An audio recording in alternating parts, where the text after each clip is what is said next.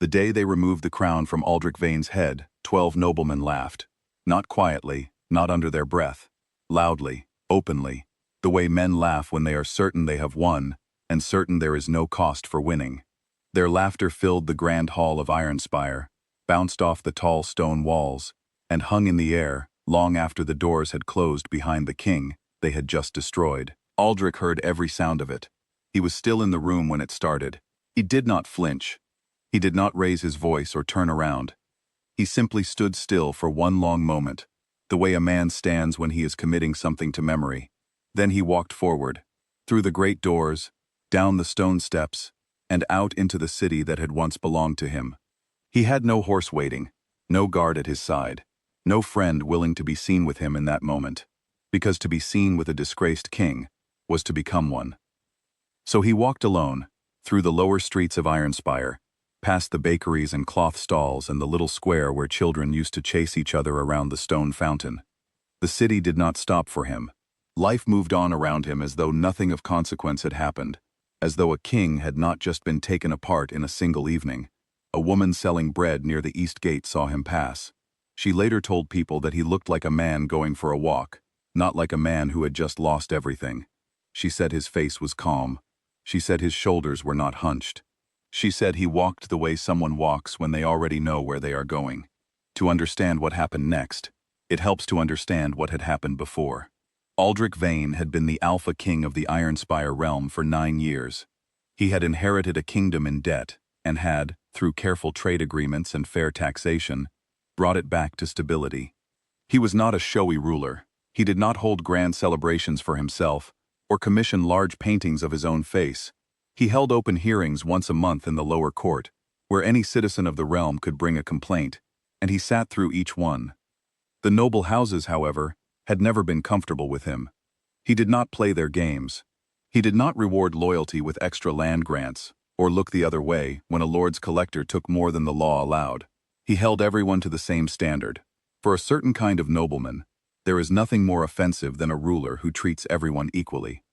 Lord Cassian Drayle was Aldric's cousin by blood, and his opponent by choice.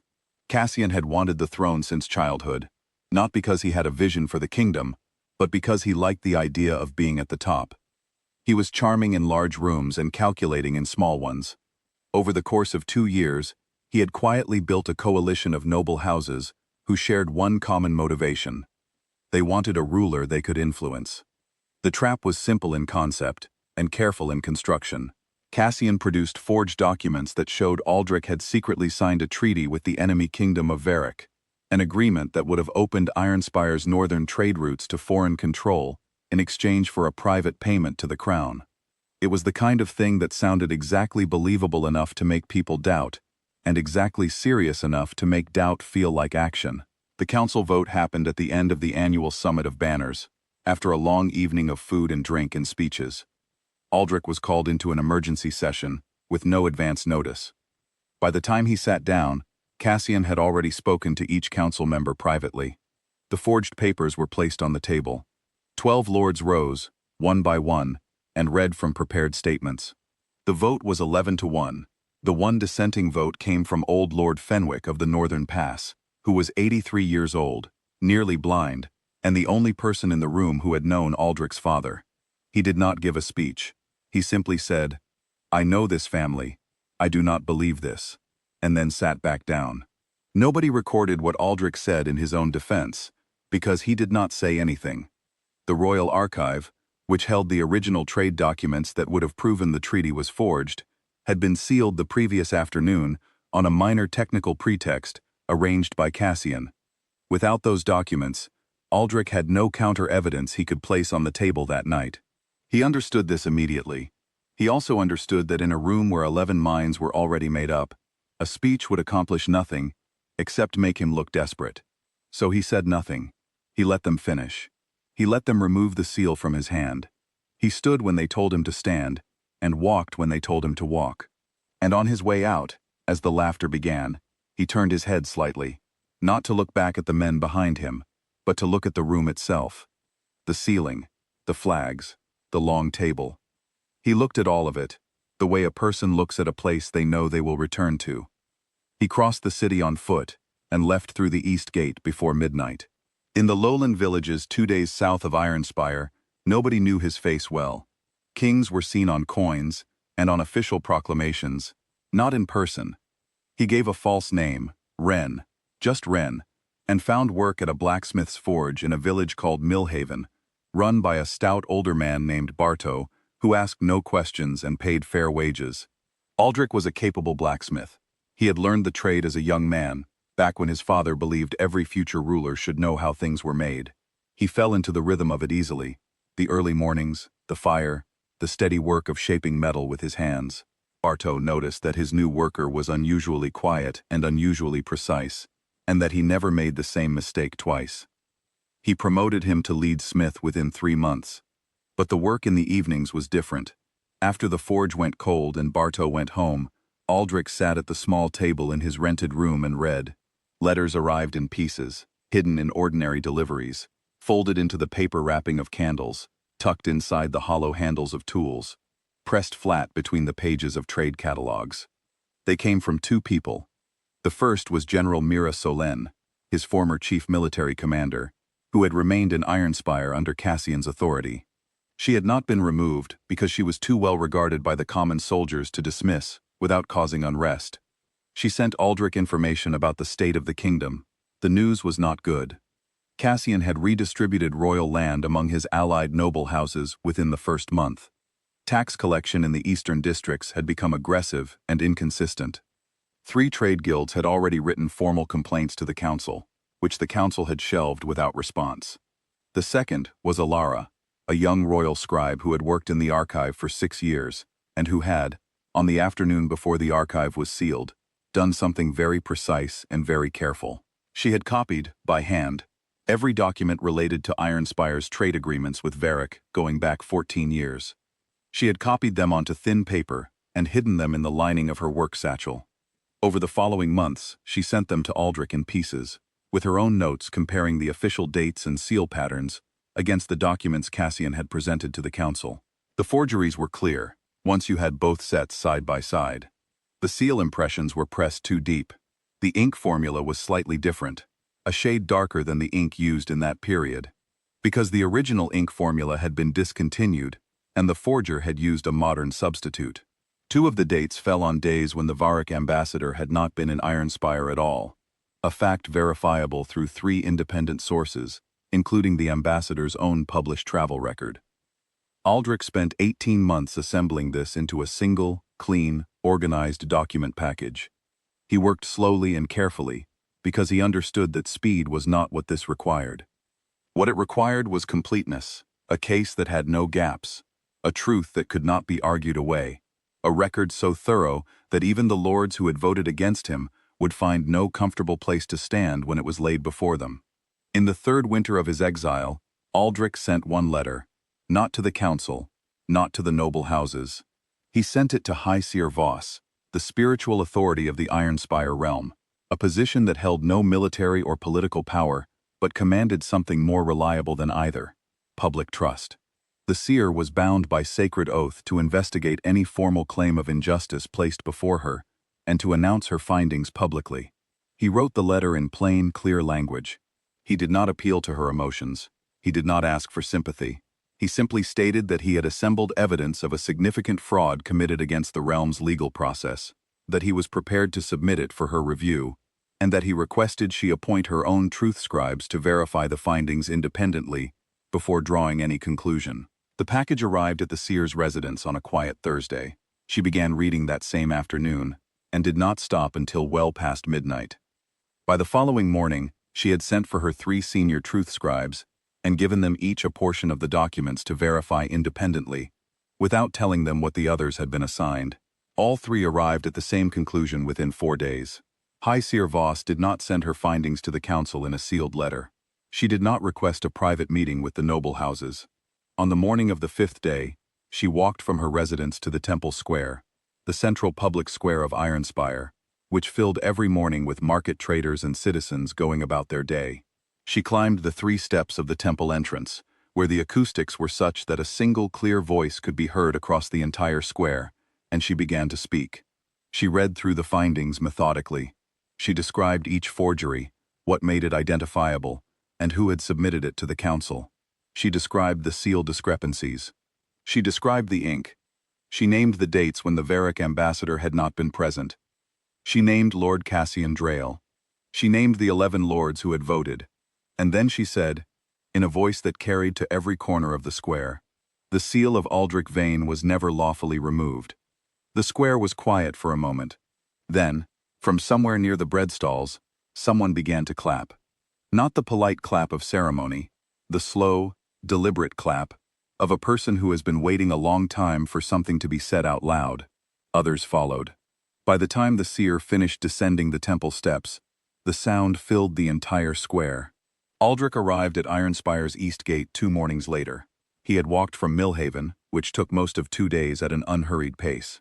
He had with him General Mira, who had left her post the evening before without announcement, and Alara, carrying the original document package in a leather satchel worn across her shoulder.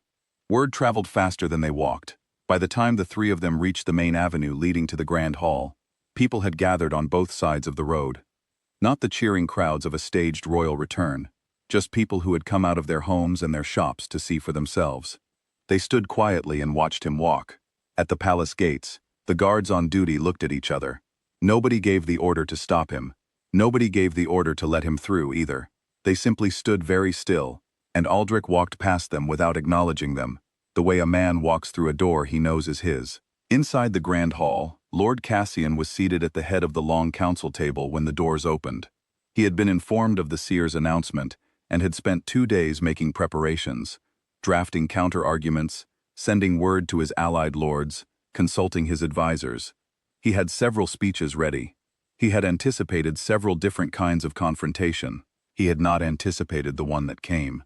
Aldric walked to the council table, set down the leather satchel, and placed the document package in the center of the table. He looked at the lords assembled around it, several of the original 11, plus others who had come because they did not want to miss whatever was about to happen. Then he said 2 words, "Read it." 3 of the 11 lords who had voted against him that night 3 years ago stood up within the following hour. They had been coerced, threatened with false accusations of their own if they did not comply. And this was, for each of them, the first moment they believed it was safe enough to say so. They said so now, publicly, on the record, with the palace scribe seated in the corner writing down every word. Cassian tried to speak twice. The first time, nobody in the room acknowledged that he had spoken. The second time, Lord Fenwick of the Northern Pass, 83 years old, nearly blind, still steady in his chair, said quietly, "Cassian, sit down." And Cassian sat down. What followed in the next several days was not a dramatic military overthrow or a moment of public confrontation. It was, in many ways, more powerful than either of those things. It was a process. Aldric convened a legal tribunal of 3 border lords, chosen specifically because they had no alliance with any party involved. He did not preside over it himself, because he understood that justice is most convincing when the person who benefits from it is not also the one delivering it. The tribunal worked through the evidence over 4 days. On the 5th day, they read their findings. Cassian Drayle was found guilty of forgery, council fraud, and unlawful seizure of royal authority. He was stripped of his title. His lands were returned to the crown. He was given 1 hour to leave the palace, and he left through the east gate on foot, alone, with no guard and no ceremony. Some people expected Aldric to be at the east gate when Cassian left, to say something, to mark the moment in some visible way. He was not there. He was in the council chamber, reviewing the state of the kingdom's finances.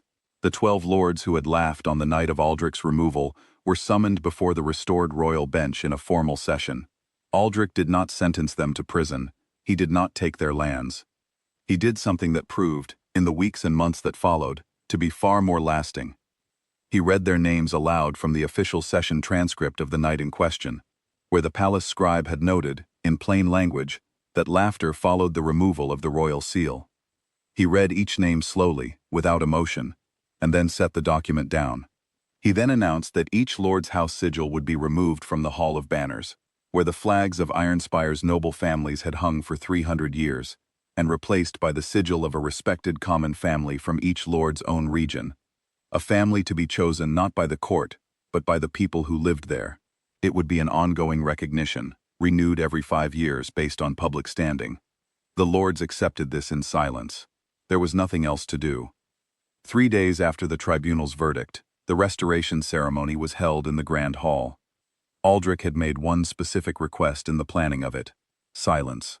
No music, no speeches, no announcements. The High Seer Voss placed the crown on his head, the same crown, retrieved from the palace vault where Cassian had stored it, and Aldric held the royal seal in his hand and looked at it. He held it for what witnesses described as a long time, long enough that some people in the room shifted in their seats, wondering if something was wrong. Then he closed his fingers around it and nodded once, and that was that. After the ceremony, Aldric's first action was not to hold a celebration or issue a proclamation of victory. He asked for the current state of the kingdom's trade accounts, the outstanding complaints filed with the council in the past 3 years, and a full list of the citizens who had filed tax disputes that had been dismissed without review. He stayed in the council chamber until late evening, going through the files. In the months that followed, he restructured the noble council. He did not abolish it. He expanded it, adding seats for trade guild representatives, elected community elders from the border regions, and 1 seat permanently reserved for a citizen chosen by open public vote each year. Power did not disappear from the noble houses. It was simply no longer theirs alone. The tax disputes were reviewed. Where overcollection was confirmed, repayments were made. The trade agreements that Cassian had disrupted were renegotiated. The 3 guilds whose complaints had been shelved received formal responses within the first month. Not form letters, but detailed replies, written by Aldric himself, addressing each concern specifically. The East Gate of Ironspire was renamed by royal order 6 months after the restoration. A small stone plaque was placed beside it, engraved with 8 words. He left as a man, he returned as a king. People passed it every day, merchants going out to trade, travelers coming in, children running to the market. Most of them read it at least once. Some of them read it every time they passed. Old Lord Fenwick, who had cast the one dissenting vote and who outlived the entire affair, was asked once by a young journalist what had made him vote the way he did on that night. The night when 11 other lords had already made up their minds. He thought about it for a moment. Then he said, "I have known dishonest men all my life, and I have known honest men. The difference is not always in what they do. It is often in what they choose not to do." Aldric said nothing that night, because he did not want to beg. A dishonest man in that position would have said anything. Nobody laughed at Aldric Vane after his return. Not the lords who had laughed before, not the merchants who had turned away in the streets, not the guards who had let him walk past without a word.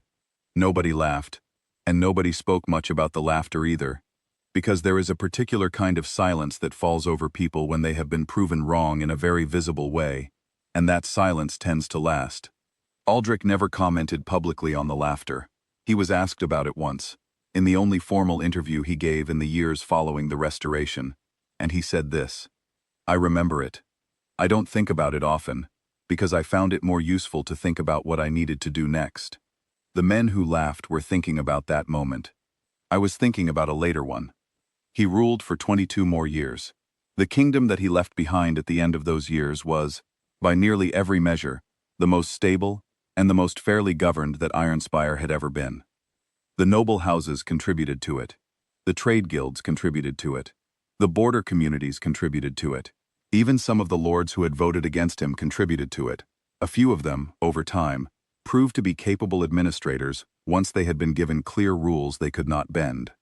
The Grand Hall still stands. The flags of the common families hang where the old noble sigils used to be. The long council table is still there, with the same chairs around it, though there are more chairs now than there used to be, because more people sit at it.